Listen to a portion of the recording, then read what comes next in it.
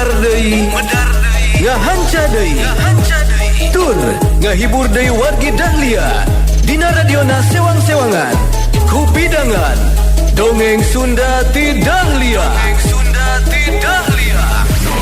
anu dijomantarakeun tiga lura 101,5 FM Radio Dahlia dina jejer carios si Konceleng Wilujeng ngadangukeun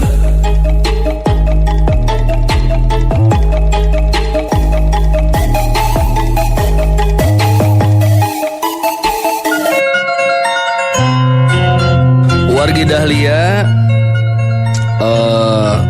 Wisrawa sareng Janaka tiasa ngagagalkeun si Dugul Waru sareng Jaka Kembang oge karaman Alaswaringin anu bade ngaranjah ka Pilemburan terutami ka Pilemburan anu dipupuhan ku Bah Tasman layan duanana nyata Janaka sareng Wisrawa dina wengi eta dianggap pahlawan ku sakuma warga Pilemburan nya diangken ku pupuh eta lembur nyaeta ku Abah Tasman pisan istirahat di lemburna. Urang lajengkeun serial Si Konceleng dina jejer carios putu Si Konceleng tanding titisan siluman karya Bagus Respati.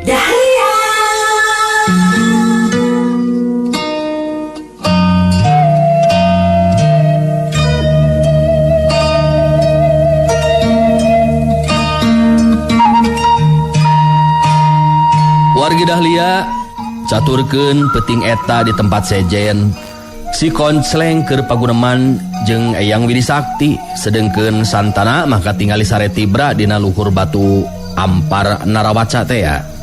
Nu jadi bahan paguneman keur Si Konceleng mah tayalian kajabati kaanehan anu jadi incuna lain bae morontod tereh gede tapi oge arang langka ngarasa capek waktu latihan ilmu bohe ilmu pancabraja anu dilatih ku Si Konceleng kitu deui ilmu ti Eyang Widi Sakti. Lian ti eta aya hiji parobahan anu saeutik gede na nyieun hatena Si Konceleng salempang sabab sapasang leungeunna santana aya parobahan anu beuki dieu beuki katara nyata leungeun anu katuhu mah hideung sedengkeun leungeun anu kenca mah bodas pias. Eyang Widi Sakti neuteub seukeut ka Si Konceleng bari terus nyarita.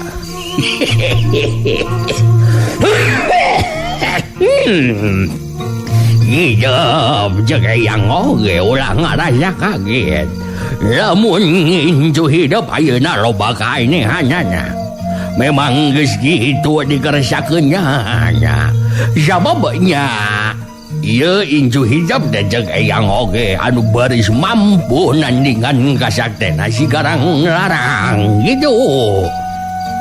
Nanging ya ten ningali panangan anu kenca sareng anu katuhu bet benten kitu nah moal janten kumaona meda teh yang abdi mah bet aya paraosan salempang ya teh yang henteu kudu ngarasa salempang segala rupa sabab dina sapasang eta leungeun santana teh aya kakuatan kasakten anu engke ku urang bakal bisa ka Bandungan kumaha kamampuhanana di mana ilmu pancabraja geus kacangking sapinuhna ku santana tur eta ilmu pancabraja teh geus disampurnakeun anu madag Jang Konceleng sing reug-reug hade cek Eyang oge apanan ieu incu Jang Konceleng teh lain budak gambarangan basina oge beda jeung budak-budak biasa anu sakumaha ilaharnya sareng eta deui Eyang ngartosna teh upami santana kulam teras dialihkeun ka tempat sanes ya teh muhun teu dina batu ampar Narawaca bet jadi sesah deui sare santana teh yang siga anu alim dipindahkeun ka tempat sanes geuningan kunaon teh yang bet kitu nya. Siapa bari eta baju teh ngandung kekuatan juah kasakten anu hawanya nyembus kana sakucur badan santana. Malah yeuna urang geus ngabuktikeun kaanehan anu sejen di santana incu Jang Konsleng. Si Konsleng kerung teu ngarti kana caritaan Eyang Widisakti bari terus tumanya deui.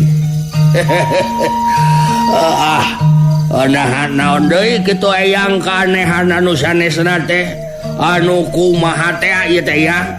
Abdi teh bat hoyong terang ieu teh kana naon anu disaurkeun ku Eyang neme.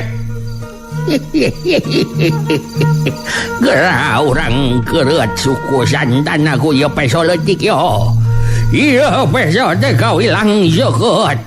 Tah ayeuna gara urang buktikeun kaanehan anu dicaritakeun ku Eyang tadi Jang Konsleng. Geunda keur sare oge moal urang.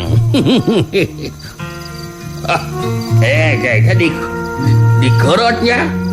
Oh tapi nya sok lah mangga lah Eyang cobian. Yo abdi janten panasaran ya teh yang hoyong terang gitu. Eyang Widisakti jeung si Konsleng ngadeukeutan ka santana anu keur sare dina batu ampar Narawaca teh. Saterusna suku santana teh dikeureut ku peso leutik anu aya dina cekelan leungeun katuhuna Eyang Widisakti. Si Konsleng kaget ningali getih anu kaluar teh tetela getih bodas lain beureum saperti ilaharna jalma anu liana. Malah urut dikeureut ku peso leutik teh teu lila terus lita deui eueuh tapakna saeutik-eutik acan. Si Konsleng molohok bengong kaget ku eta kayaan. Ningali si Konsleng molohok kaget Eyang Widisakti terus nyarita deui. Aneh deui nya Jang Konsleng. Getihna santana teh naobat warna bodasnya.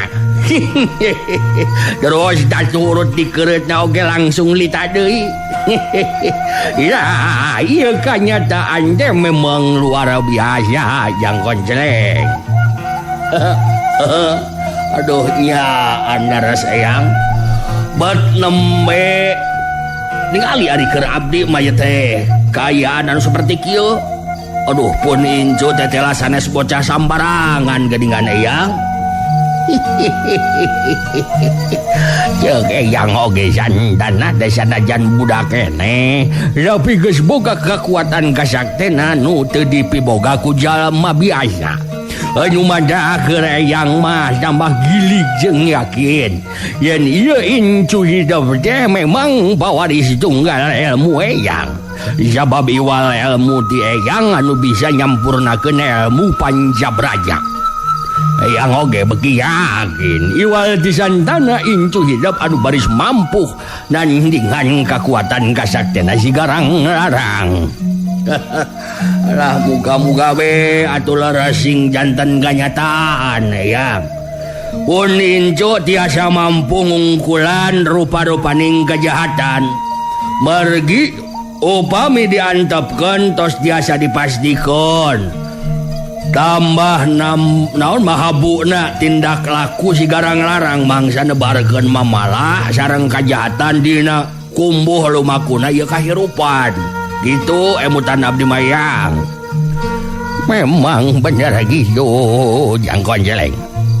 Ngawajad anu sumanding dina dirina si Garang Larang mangrupa ancaman keur katengtreman kahirupan manusia anu aya di alam pawenangan. Ngan urang teu kudu bakal leutik hate kajahatan moal salawasna jaya.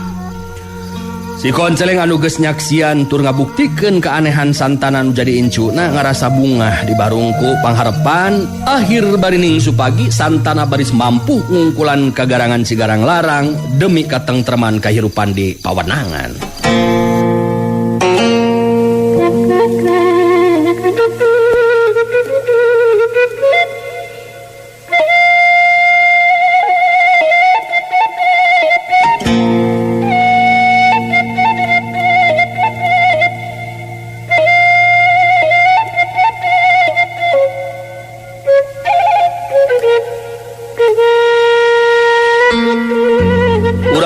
Nyaritakeun heula kaayaan santana jeung si Konsleng. Caturkeun dina poe isukna di tempatna Abah Tasman. Harita pribumi ngajakan paguneman ka Wisrawa jeung Janaka. Tetela Abah Tasman kitu deui Sutinah anu jadi anakna negerakeun hiji pakarepan jeung kahayang anu diharepkeun bisa ditarima tur disaluyuan ku Wisrawah jeung Janaka salaku dua jalma anu kabilang pinunjul elmuna. Abah Tasman ngabagikeun paneteupna ka Wisrawa jeung Janaka terus kedalisan. Ranggung di payun ya abahnya jadi hampura. Mun ayeuna gawilang lancang aya pamredih ka salira duaan. Anu mana ieu pamredih teh dumasar demi keur kapentingan sakumaha pangeusi ieu pilemburan. Jalain kitu Nyai. Leres Abah, janten pun Bapak sareng abdi oge sakumna para nonoman anu aya di ieu lembur teh aya paneda maksud teh Kang Wisrawa kali Kang Janaka.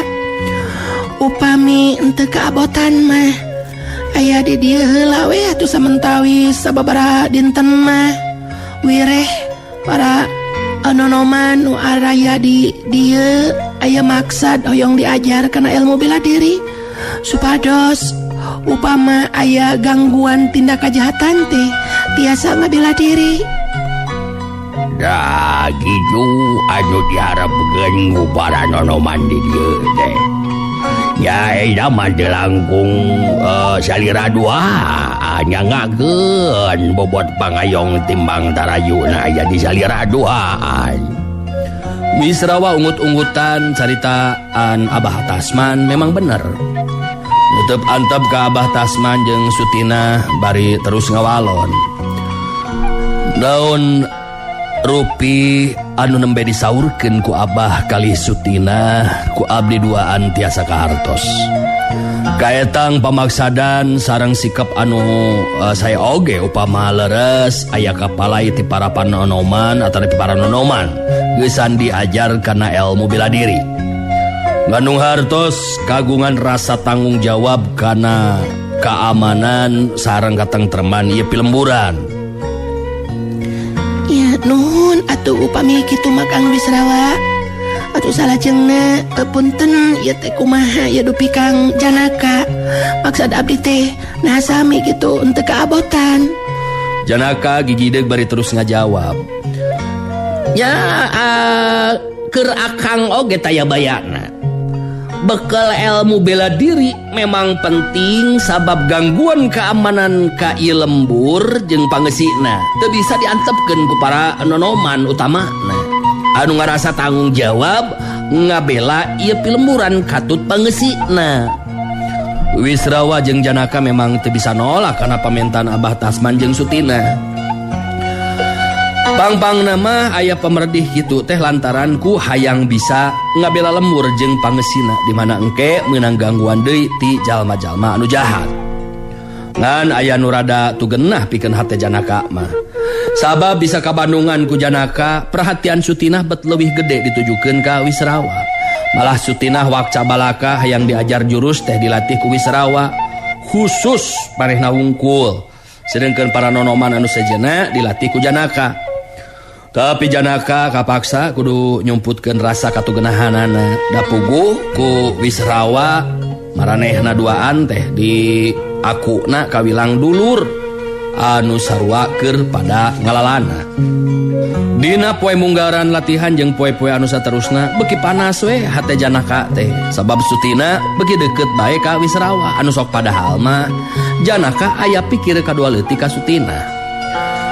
Sanajan anu tembong di luar mah dina sikep jeung caritaan Janaka henteu ngatarakeun, tapi dina hate mah ngarasa kasilihkeun ku Wisrawa anu tetela leuwih mampu ngarebut perhatianna Sutina.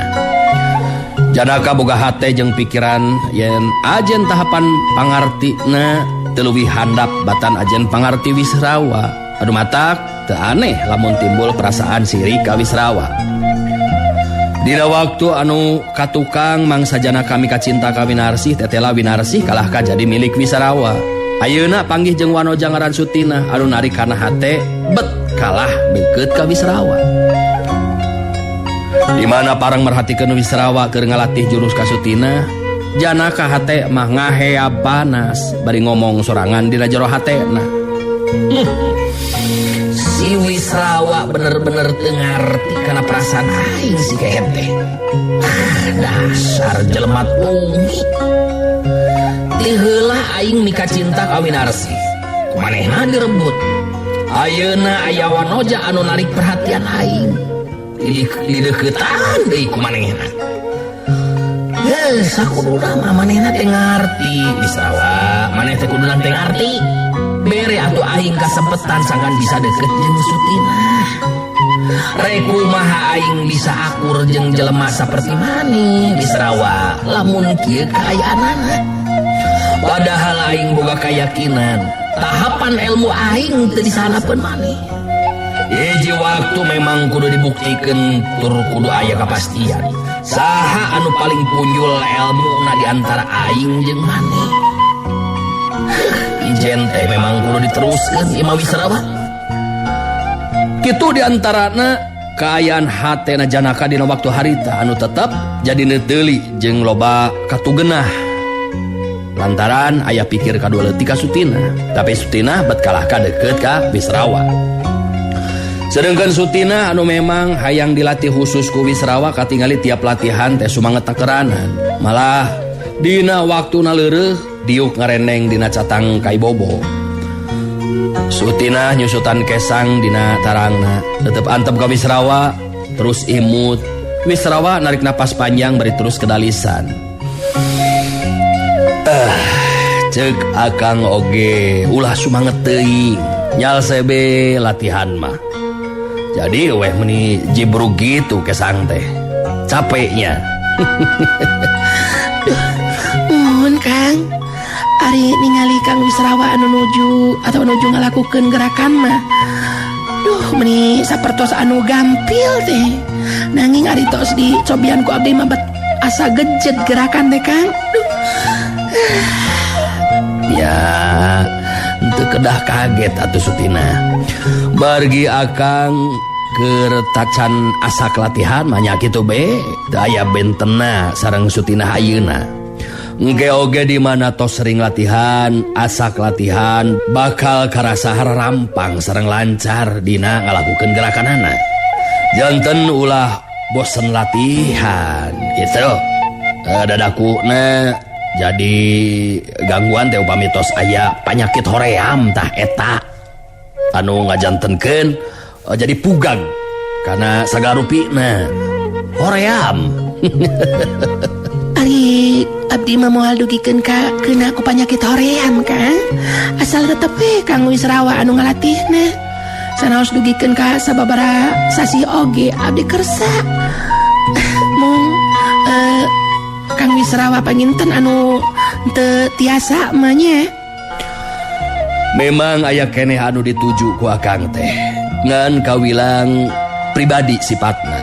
Jadi ngeunaan waktu mah ari nepikeun kabubulan mah akang moal tiasa. Ari kahoyong abdi mah muhun upami engke Kang Wisrawa tos rengse urusanana muga be atuh ulah dugikeun kahilap ka abdi di dieu Kang. Teu aya lepatna upami dilongokan ka dieu.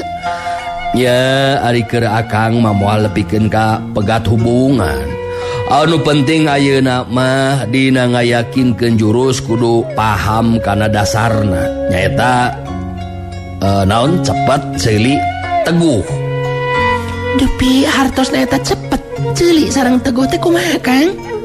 Upami henteu kaabotan mugi dijelaskeun ku Kang Wisrawa. Artina cepet teh rikat. Jadi dina gerakan ilmu bela diri mah karikatan atau kacepetan gerak teh jelas diutamakeun. Margi lamun eleh cepet urang nu kabeunangan ku panarajang lawan. Dupi anu dimaksud ku ceuli mah kumaha eta teh Kang? Ceuli teh hartina seukeutna panon atawa rancingeusna merhatikeun kana kaayaan gerakan anu dilakukeun ku lawan. Sabab lamun teu rancingeus urang anu bakal kacolongan. Kartos satu pamikitu makan. Terus dupi anu dimaksa teguh teh mun teguh pamadegan atanapi kumaha teh Kang? Teguh hartina kateguhan hate. Percaya diri anu didasaran naon anu dilakukeun teh keur bela diri. Ngahate kangkung ngagaleuh bitung. Henteu sieun henteu wani. Teu sieun da puguh sarua papada jelema. Teu wani mungguh urang mah taya maksud rek mateni. Tah ieu dasar anu kudu kacangking dina mangsana urang ngayakinkeun ilmu bela diri atawa ilmu silat. Beuki katarik hate jeung beuki simpati sutinah ka pribadina Wisrawa. Sabab dina mangsana mancangkrama cacarita sikep Wisrawa anu henteu sombong, teu nemongkeun ieu aing pinunjul ku ilmu. Ngajadikeun sutinah ngarasa betah mangsa paguneman paduduaan. Sedengkeun Janaka anu merhatikeun ti kaanggangan beuki ngaheab we panas hatena, malah terus diupat dina jero hatena. Si Wisrawa bener-bener geus bisa ngarebut hatena Sutinah sigana. Sutinah mun pareng nanya ka aing mah estu saperluna sigana teh. Beda jauh pisan. Sikep jeung tindakan Sutinah ka aing. Panas ngaheab kieu ya hate aing ningali kayan saperti kieu. Panas aing ningali ual poe mah.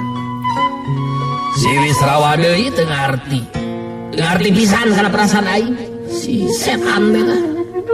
Tapi kan bae aya waktuna. Aing neruskeun balitungan jeung si Wisrawa.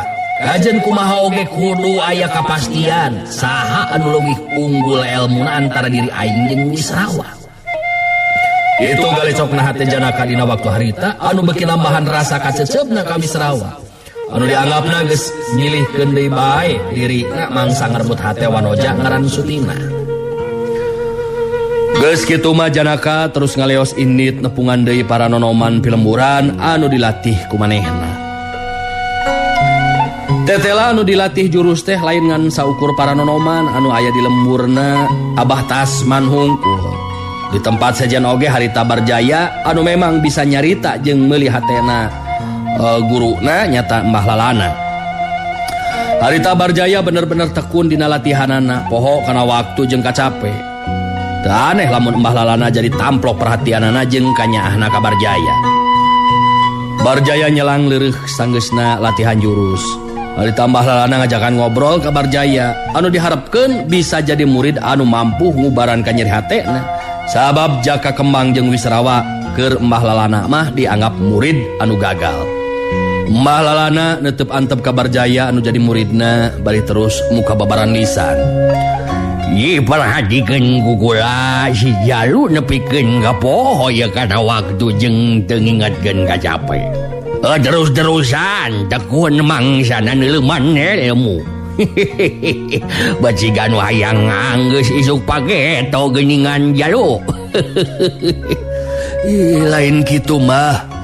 Ngan abdi hayang ngamangpaatkeun waktu anu sahade-hadena.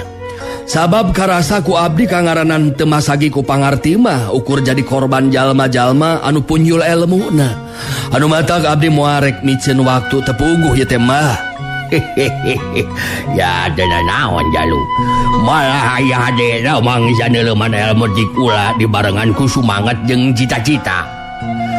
Mangsana geus hasil ngayakinkeun ilmu teh bisa digunakeun keur merangan kajahatan jeung kamungkaran gitu.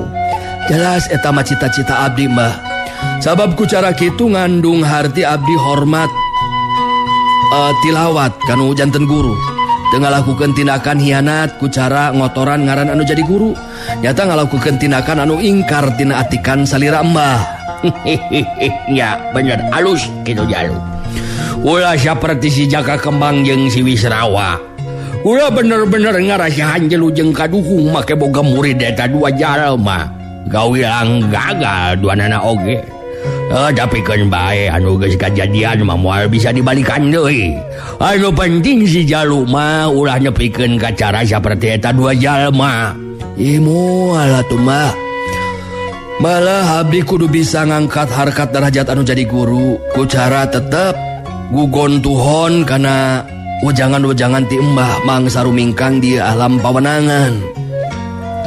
Mbah lalana jadi kabeuli hatena ku sikep jeung caritaanana Barjaya dina mangsa macang krama cacarita. Mbah lalana unggut-unggutan netep antep ka Barjaya teu lila kedal deui lisan dina sikep anu tenang.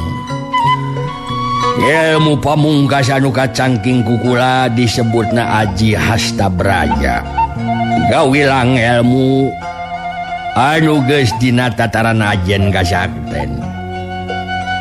Teu meunang sambarangan digunakeun lamun teu kapaksa-paksa teuing. Ngan di mana panggih jeung lawan anu berat susah diungkulanana taya bayanya digunakeun. Ku ijiran Mbah nah abdi kira-kirana bakal mampu dugikeun ka nyangking eta ilmu pamungkas. Jadang tu mampu jalu. Asal tekun jeung husu dina neureman ilmuna. Kucara tekun jeung husu mah eta Aji Hastabraja det. Tinang tu bakal bisa kacangking ku si Jalu. Anu jelas sakabeh ilmu kula bakal diturunkeun ka si Jalu. Sabab iwal ti Barjaya harapan kula hiji-hijina anu baris bisa neruskeun lambaran kahirupan kula mangsa magelaran serta makalangan di dunia kajawaraan. Nampi nuhun kana peratosan ti salira Mbah anu tos percanten ka diri abdi. Masihan kasempetan gesan ngayakinkeun sapinuhna ilmu anu kacangking ku salira Mbah. Mbah lalana anu boga pikiran yen jaka kembang jeung Wisrawa mangrupa murid anu geus gagal, harita janji pikeun nurunkeun sakabeh ilmu anu kacangking ku dirina ka Barjaya minangka pawaris tunggal ilmu jeung ajen kasakten anu tacan diturunkeun boh ka jaka kembang kitu deui ka Wisrawa.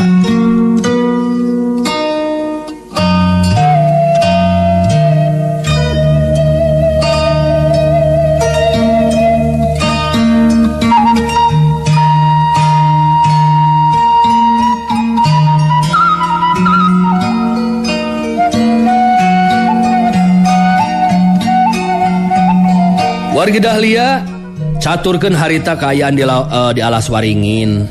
Si Garang Larang jeung Nyai Wulung keur ambek-ambekan. Sabab si Dugul Waru jeung Jaka Kembang katut anggota Karaman gagal ngalakukeun tindakan gara-gara bantrok kakuatan jeung Wisrawa katut Janaka. Si Garang Larang netep seukeut ka si Dugul Waru bari terus ngomong. Aing jadi penasaran jeung teu ngartis ya. Cok maneh Waru? Si Wisrawa hirup keneh. Ongkocok maneh kene cenah geus koyor dipalidkeun ka walungan. Marane kabeh marantau teh bari gagas atuh bebenangan deui ah. Nyai Wulung indungna si Garang Larang milu mairan caritaan. Keur aing anu paling teu suka kana hate mah ku masih keneh hirup eta si Wisrawa. Ngeunaan ngarampasan harta banda mah masih keneh loba kasempetan. Tapi ieu si Wisrawa kudu buru-buru dipodaran. Tacan sudi rasaning ati keur diri aing lamun si Wisrawa teu kojor. Si Dugul Waru ngabagikeun paneutepna ka Nyai Wulung jeung si Garang Larang bari terus nyarita. Iyaan, sanajan jumlahna loba, tapi si Wisrawa jeung si Janaka memang kawilang punjul ilmuna. Cukup oge. Si Wisrawa dihurup ku Akang jeung Janaka jeung Jaka Kembang teh maksudna tetela masih bisa menang. Jadi iwati ieu Garang yang anu bakal bisa ngungkulan ilmuna si Wisrawa teh gitu. Nyai Wulung netep antep kinu pangharepan ka si Garang Larang anu jadi anakna bari terus nyarita. Lamun kitu mah aing menta ka maneh Garang leuwih hade binasakeun si Wisrawa. Teu suka kacida hate aing lamun si Wisrawa masih keneh aya di kieu. Bisa kaubaran hate aing lamun si Wisrawa babatokna dibawa ka dieu sarta dibeulem kana seuneu durukan. Ku cara kitu kakarek punah ieu ka nyeri hate aing teh Garang.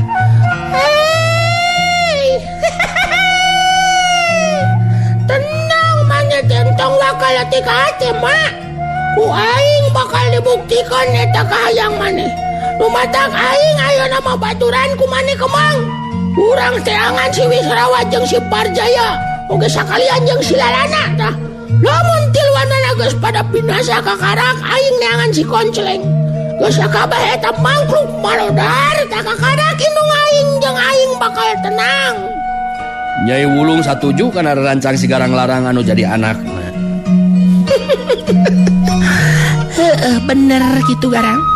Aing panuju lamun maneh anu bakal init langsung ku sorangan di baturan ku si Kembang. Sabab eta tilu mangkluk memang sakuduna binasa pangheulana tur kudu kuleungeun maneh. Si Konceleng mah engke we terakhir. Aing boga kayakinan karep jeung pamaksudan maneh bakal aya dina kalancaran. Si Dugul Waru neuteup antep ka Jaka Kembang bari terus mairan caritaan. Tah, wayana we ayeuna mah. Jaka Kembang capek-capek oge kudu baturan Nyi Garang. Sabab si Wisrawa jeung anu sejen iwati ku si Garang Larang bisa dibereskeunana. Ya taya bayana Kang Waru.